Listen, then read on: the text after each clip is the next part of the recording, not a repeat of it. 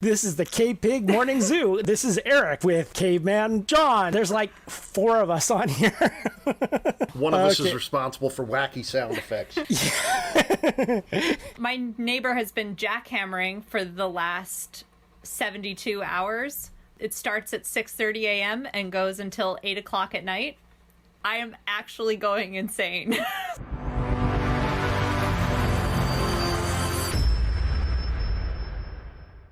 In the 80s, there was a band that I loved immensely.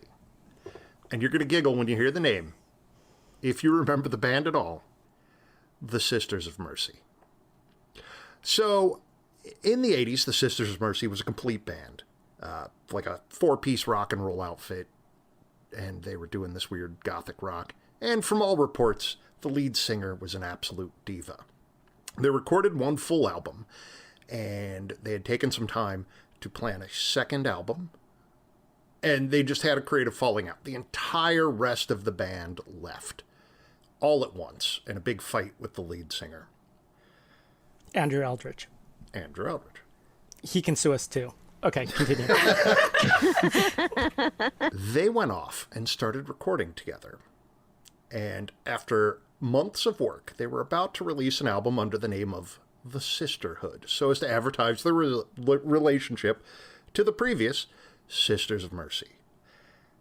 Andrew Eldridge heard about this plan, and in 24 hours recorded an entire album and released it under the name The Sisterhood.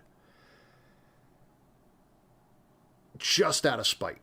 Just to squat on the name, just to keep them from having it, and block them out of it. They went on to become The Mission. And then turns out they couldn't use that name either, so they became The Mission UK. Yeah, because there's already The Mission in the US. Correct. So, and this is known as a spite album. And there are many other examples from what I understand, but this is my favorite. This is my ultimate, no, fuck you. This is the best example of somebody putting work into screwing somebody else over. Until last night. Until I found out about the 67 Casino Royale. All I could think about while watching this was that album by Andrew Eldridge, which is, I should mention, terrible. It's a horrible album. It was put together in 24 hours. Of course it's bad. So I saw the Sisters of Mercy play a few years back. Yep, I don't know, me too. Yeah. I shouldn't say I saw them. It was smoke. I heard them. You saw shapes. It was one of the... I heckled one of my favorite bands ever for putting on a terrible show. We were at the same show. It was so bad because all they did was they put out vast amounts of fog. I have never seen smoke this thick. And you could not see the band. All you could see was vague shapes in the fog. I want to point out, Eric and I didn't see the same show. I saw the show in Minneapolis. You presumably saw it somewhere else. They did it all over. Yeah, this was in Ohio that I saw it. Yeah. Oh my God. It was terrible. I had 50-year-old goths turning and giving me the eye of doom for heckling the Sisters of Mercy. Like, I love these guys. But the opening band was amazing. If anybody bothers to go look back, Hypernova was an Iranian rock band. A lot of fun. I enjoyed the hell out of them.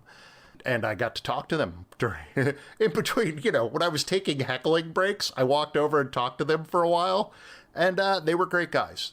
Previous to this, my favorite Iranian band was Fearless Iranians from Hell, the short-lived punk band that sang some songs in Farsi and released albums like Blow Up the Embassy and Die for Allah. Heroes die and spite albums are real. And apparently spite movies are a thing as well, is where I was going with that.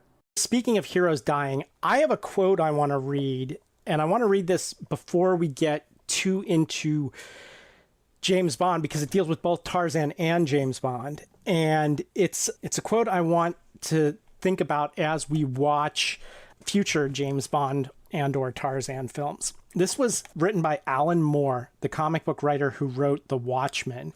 Before Watchmen came out later that same year, 1986. And it was his introduction to Frank Miller's The Dark Knight Returns, which was a reinvention of Batman. He said, and I'm sorry to quote at length, but I think it's important, quote, "We demand new heroes. The fictional heroes of the past, while still retaining all their charm and power and magic, have had some of their credibility stripped away forever as a result of the new sophistication in their audience. With the benefit of hindsight and a greater understanding of anthropoid behavior patterns, science fiction author Philip Jose Farmer was able to demonstrate quite credibly that the young Tarzan would almost certainly have indulged in sexual experimentation with chimpanzees, and that he would just as surely have had none of the aversion to eating human flesh that Edgar Rice Burroughs attributed to him. As our political and social consciousness continues to evolve, Alan Quatermain stands revealed as just another white imperialist out to exploit the natives, and we begin to see that the overriding factor in James Bond's psychological makeup is his utter hatred and contempt for women.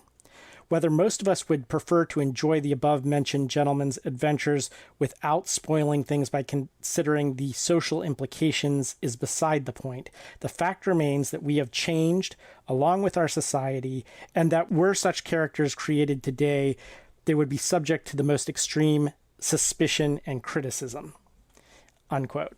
Okay, not to get too heavy right at the start of what's supposed to be a comedy, but I'm going to give a little background here on the year 1967, so we can see how much has really changed since the last Casino Royale.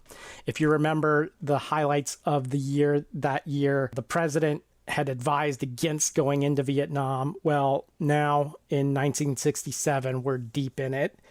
In January, Ronald Reagan became the governor of California. Green Bay Packers beat Kansas City in Super Bowl I. The Vietnam War was still going badly. Apollo 1 blew up on the launch pad, killing 3 astronauts.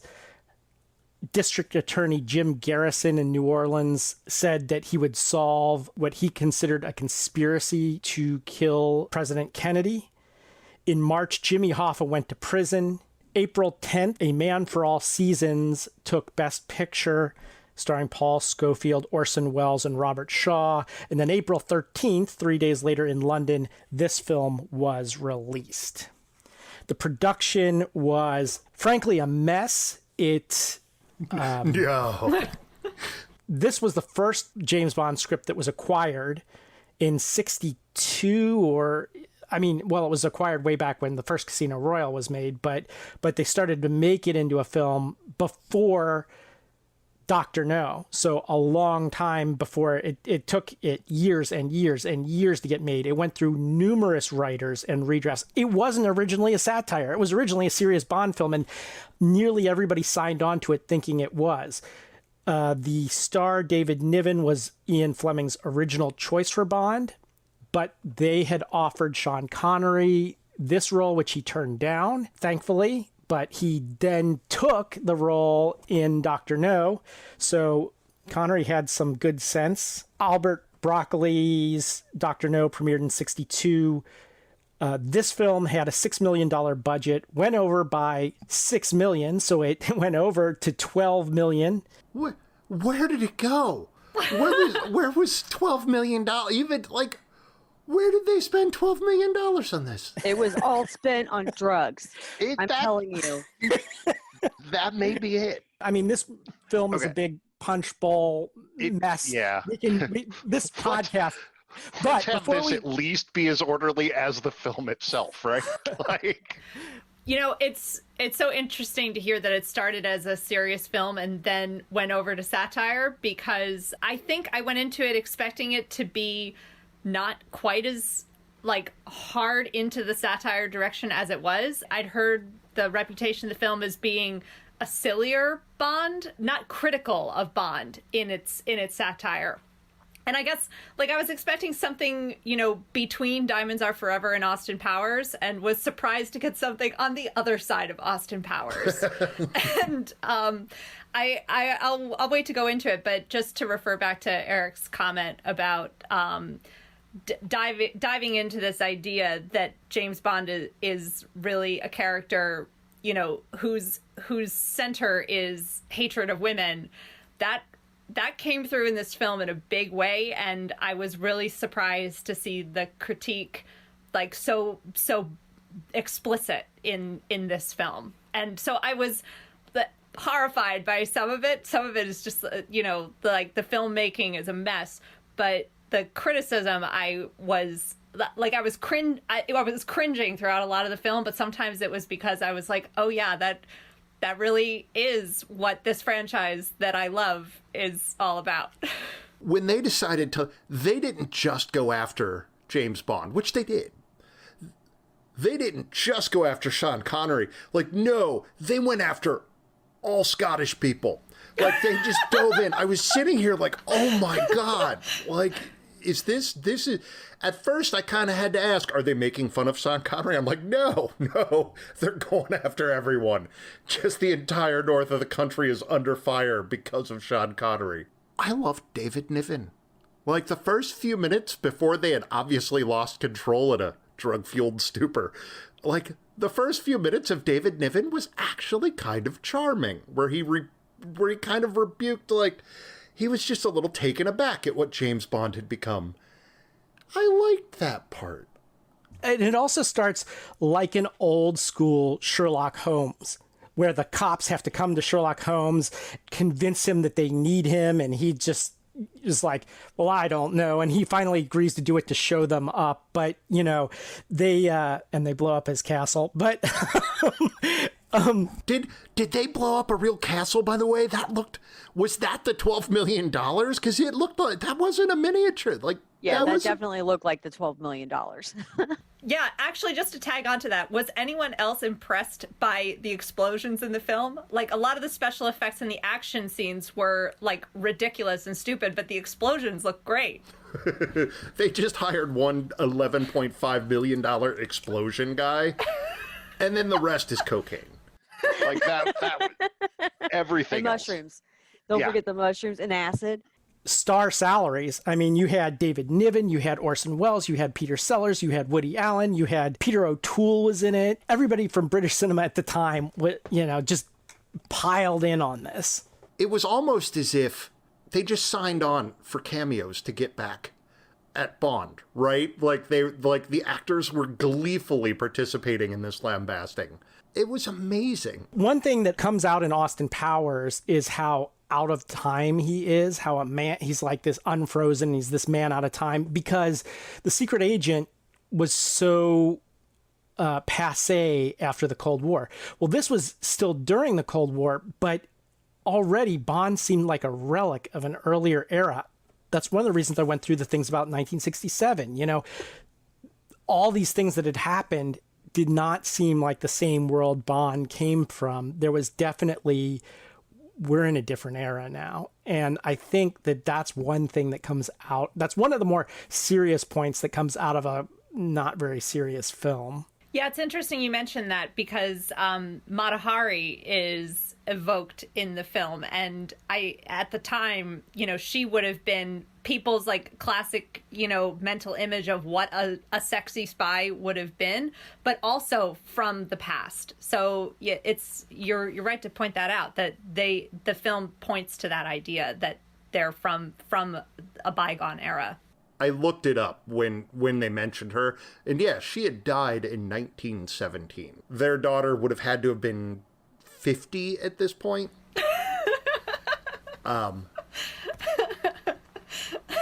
I hated this film. Part of it is just because I'm a Bond fan and I hated, what they did with this. But also, I mean, it was a mess. There were 6 directors. That should tell you something right there. But a part of it also comes from my hatred of the 60s. I grew up, having a lot of this crap shoved down my throat. And I never really liked spy parodies.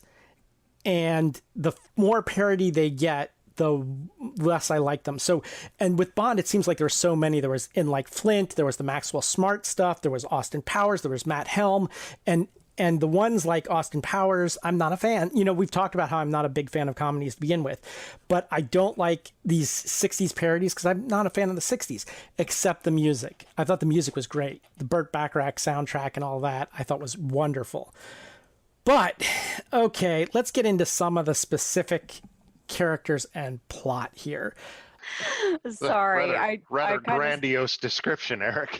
yeah, saying that there is a plot is giving it more credit than it deserves, to be honest, because I watched the movie and honestly, I nodded off throughout the movie because I was like, I'm not catching on to any of this. I don't fully understand what's going on. I still made some notes as I was watching it. The thing that cracked me up was when they started talking about the AFSD, the anti-female spy device. And I was like, yep, there's the obvious clue about the hatred of women right there. Because God forbid women are spies. But anyway, so I watched this film and yeah, it was visually entertaining. It was definitely everything the 60s was at that time. Definitely, drug infused plot. A lot of the typical 60s kind of slapstick one-liner humor, a lot of sight gags and things like that, and then just the random placement of characters that didn't make any sense, like when Hitler was in there, like what was the point of that? I don't know. um and then this morning as I was getting ready for our podcast today, I decided to just look at the reviews. Like, was I alone in this? Oh no, don't never look at the reviews. I did, and I looked at Roger Ebert's review. Yeah, he said read. it was like the most indulgent movie ever made. Yes, and I was like, that is the most accurate description of this film that I have read so far, because it really was very indulgent. I mean, it was visually spectacular. All of the women looked gorgeous. Bond was, the sophisticated dude that obviously did not fit into this world, and was brought back into it, and and then of course it had the surprise, the surprise ending, which I'm not going to refrain from talking about it because the movie was made in 1967, which by the way was the year my dad graduated from high school. Sure, that ages me, but I don't care. When Woody Allen turned out to be the low-key bad guy that was annoying to me throughout the whole film. I'm not a Woody Allen in a role where he's annoying.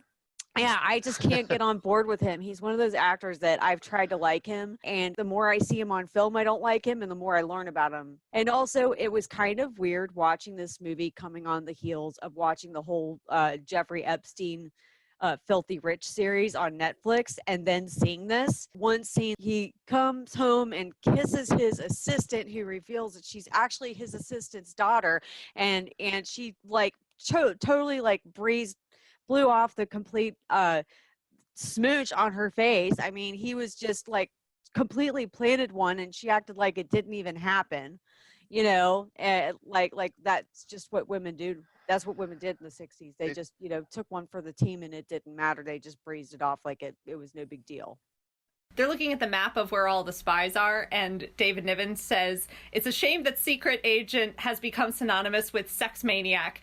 And within 2 seconds, they introduced Woody Allen as Jimmy Bond. And it's like, yes. Okay, and let me throw something else into that. Were they making fun of the original TV teleplay that had created Jimmy Bond? I wondered that when I was watching it. When they made him an American, it was Jimmy Bond. Jimmy Bond. Oh, they must have. That must have been a callback. I don't know how well known that show was by that point. Remember, well, isn't that where they acquired the rights to this? Well, remember, Dr. No was already out. There were multiple Bond films out by the time this came out, right? That's why they cast Ursula Andress. Last night when I started watching, I was under the mistaken impression that this was the first Bond film. And I was wrong. I was absolutely wrong, because 4 had already come out. I think the 4th was about to come out that year when this dropped, which totally shifted my perspective. And I looked, and apparently they'd gotten the rights. They'd tried to make the serious film. They had tried to work with Eon Productions, the guys who were doing the other. Talks fell apart, which is why I'm back to my, well, then fuck you theory of filmmaking, because that's what this just got meaner and meaner. They weren't lambasting Bond. They were trying to destroy it for everybody. They were actively trying to sabotage the entire just franchise. Well, I think there may have been some of that, but there was also a lot of egos involved. So like we talked about it being indulgent. Well, some of them, I mean, first of all, Peter Sellers and Orson Welles hated each other. The whole movie, the whole plot is supposed to be, as we know from the last Casino Royale, is about this game of Baccarat, which has Bond versus Le Chiffre.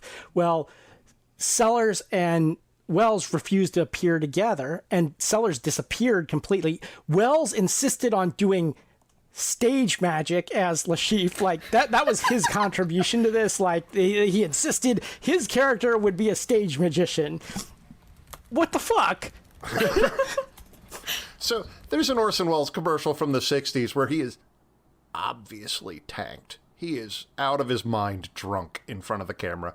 And you can see him, he's trying to talk about this wine and he's just tripping over himself and he's the French. It's just the first thing he comes up with is, the French. And I found that a much more compelling performance than this. Like, it was weird. And can I just throw out there are a couple moments that enter onto this parabolic arc towards greatness. And I had to step back and think, oh my God, is this super smart and I'm dumb? And then 3 minutes later, it's back to like, no, it's stupid, but somebody sane and sober grabbed the wheel for a minute. The scene where the James Bond and Mata Hari's daughter ends up at the spy school and they cut into this weird artsy nouveau forced perspective. I was like, oh my God, is this great? This is making fun of the entire, and then, it was stupid again really soon thereafter. If the satire is too subtle or too well done, it runs the risk of reinforcing the exact thing it's trying to lampoon. So, for example, the scene where we're introduced to Mata Hari's daughter and she's in the belly dancing costume and she's dancing and it has this really terrible Orientalist vibe.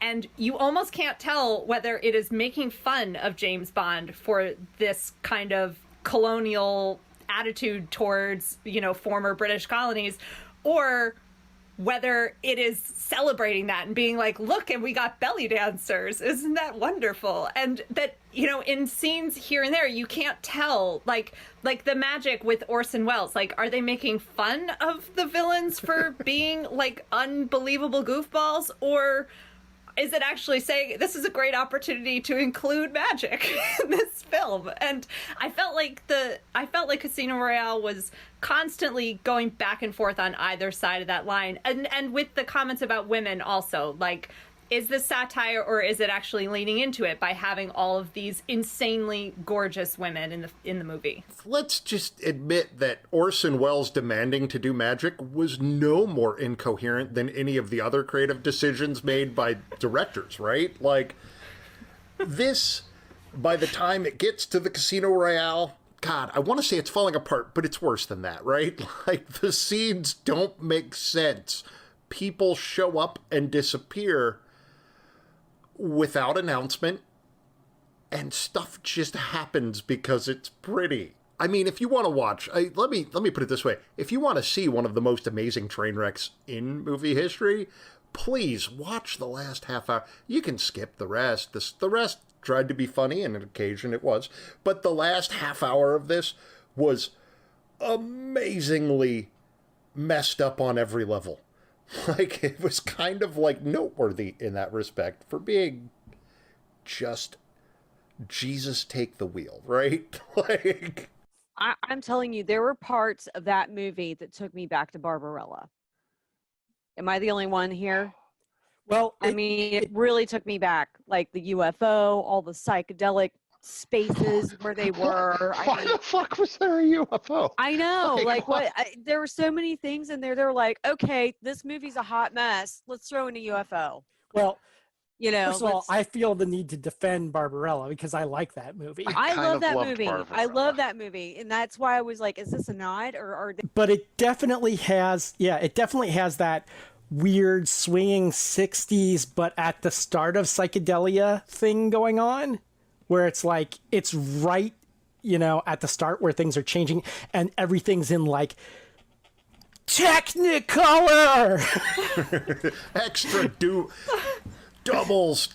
Technicolor, like bonus, gratuitous Technicolor. Especially during the musical number. Are we going to talk about the musical number in the film? Yeah, go, talk about it. No, I actually, all I wanted to say was I have had that song stuck in my head for the last 2 days since I watched it, and I just like, what is this song in my head? And then I think back, I'm like, oh no.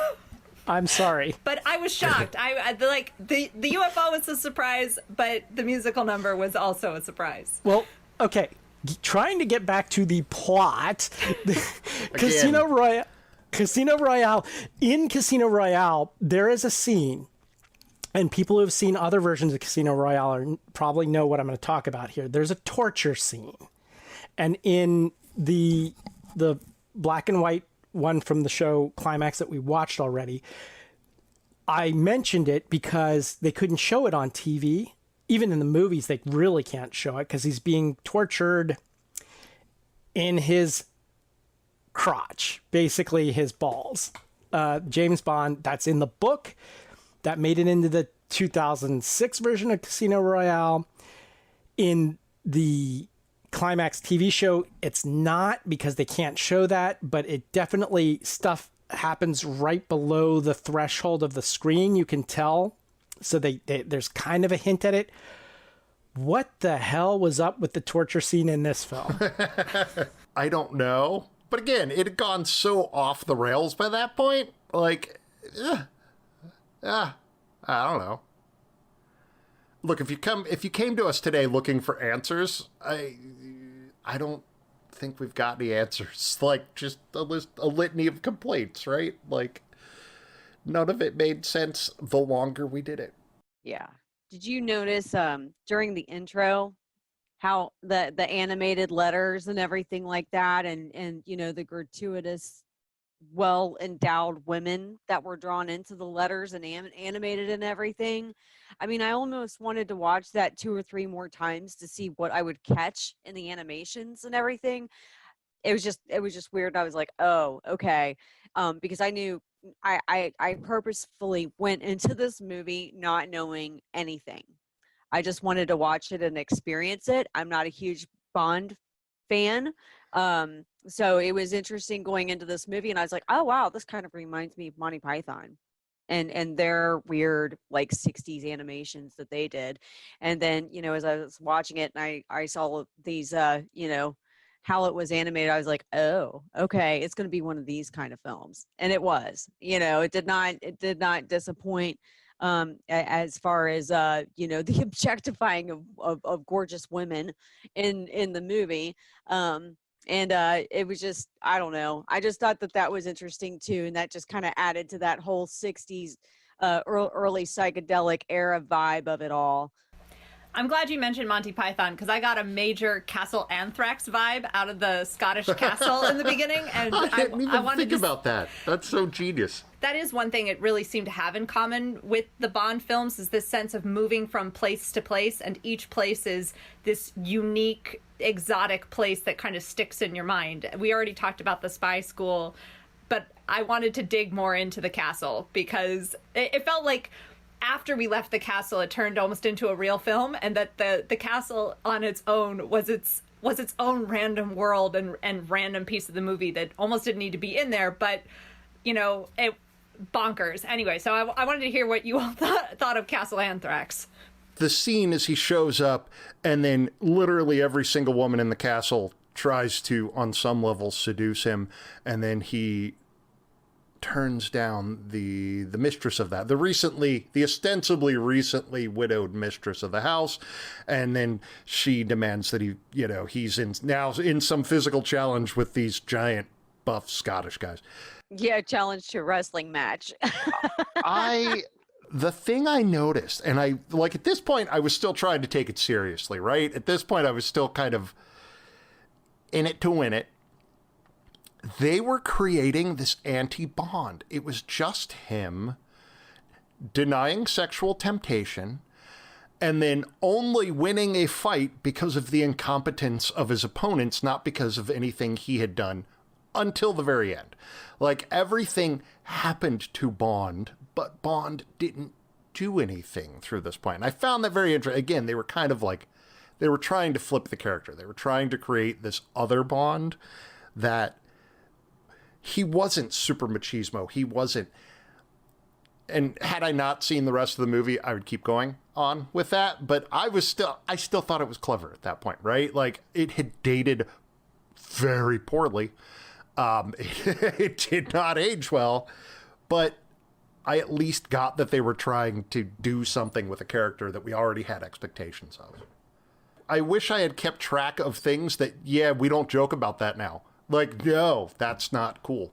Like, it would have been in the several dozens of like, no, we left that in the 60s, thank you.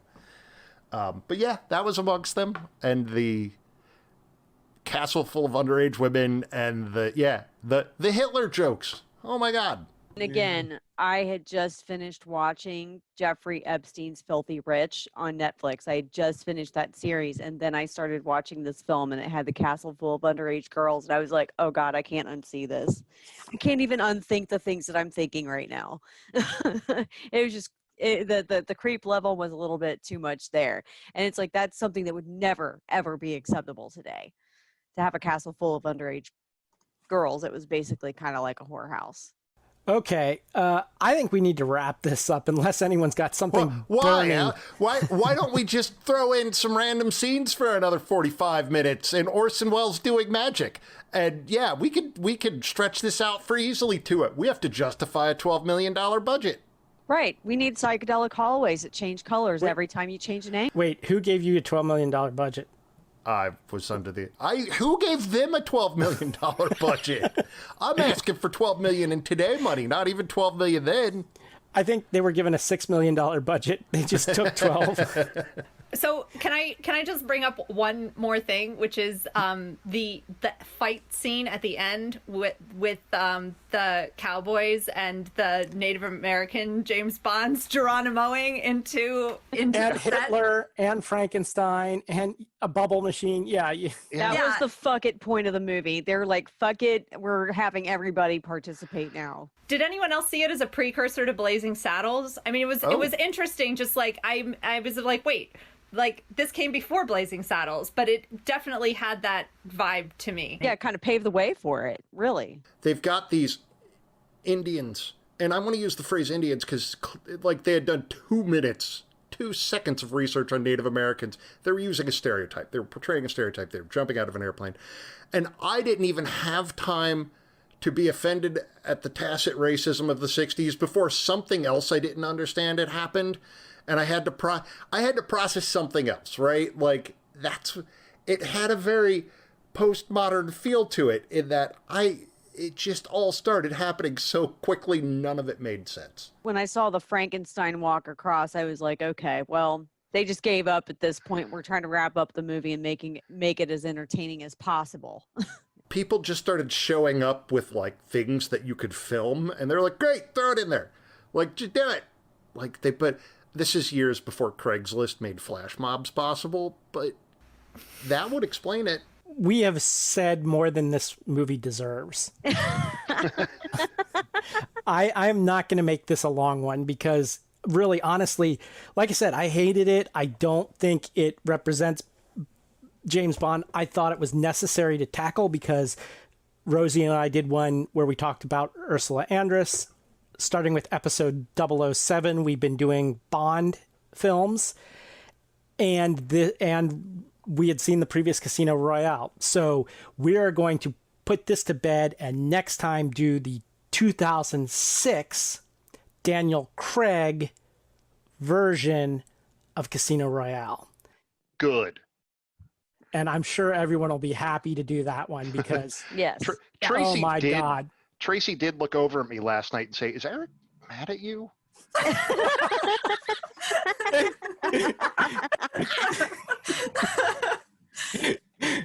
Yeah. Well, you weren't here for Red Sun, so the last one you did was Tarzan, right? The last one I did was Tarzan, the Disney version. She sat very patiently through that, and she tried to sit through this and just had the common sense to fall asleep 45 minutes into it. Okay. I wanted to. I had to make myself stay up. Even my boyfriend Rob was like, "Hey." I believe you had a better viewing experience than I did. Yeah. Well, everyone, please find us in the iTunes store. Give us 5 stars, like and subscribe. Tell your friends about it. You can email us. Tell us how much we're wrong about Casino Royale 1967. It is a brilliant film that we somehow We missed. dare you. Do it. Do it. We just might agree with you. So there. Our email is GC8podcast. That's letter G, letter C, number 8, podcast, all one word, at gmail.com. So anything you want to tell us about what's coming up, and maybe you could reacquaint people with what Evil Island is. Evil Island is a collection of people I worked with in radio, and we are trying to do something a little bit more freeform than, rural Oregon public radio allows for. So it is more of a framework of people that are just trying to do stuff, and it's a bunch of creators who get together and write audio stuff and then make it. Right now we've only got one series out, but we've got several kind of pitching back and forth. Great. Rosie? Well, I'm with the Black and Bluegrass Roller Girls, and unfortunately, thanks to COVID, our season is canceled, but we are hoping for a 2021 season. I block and I jam. I block more than I jam now because I've been playing a long, long time. Briggs and Smack 'em. Briggs, letter N is a nasty, smack 'em. And you can find me on Facebook. I have my own skater page. You can check out the Black and Bluegrass Roller Girls on Facebook, Instagram, Twitter, or go to nkyrollerderby.com. We're out of Northern Kentucky in the Cincinnati area. Johanna? I have nothing to plug this week, but I do have a recommendation. If you enjoyed Orson Welles' cameo in this film, and you enjoyed John Huston's cameo in this film, and you also like hopeless projects that tend towards satire and mockumentary, I recommend The Other Side of the Wind, which is Orson Welles' dream opus that he started in 1970 and never finished, but it was released on Netflix in 2018. And it is a bonkers film, a lot like the one we were talking about today. So I recommend checking it out. The Other Side of the Wind. Is it better? It's I better, hate yes. that I'm considering watching it now. Like, I hate that you've sold it to me, but you've sold it to me. Yes, it's much better than Casino Royale 1967, but it is very weird. And seeing Wells and Houston together made me think, like, oh, I wonder if they were already starting to work on this crazy project that almost never got made. But yeah, it's on Netflix, and I recommend it. Okay, so until next time, this is Eric. This is Nat. This is Rosie. This is Johanna. Take care.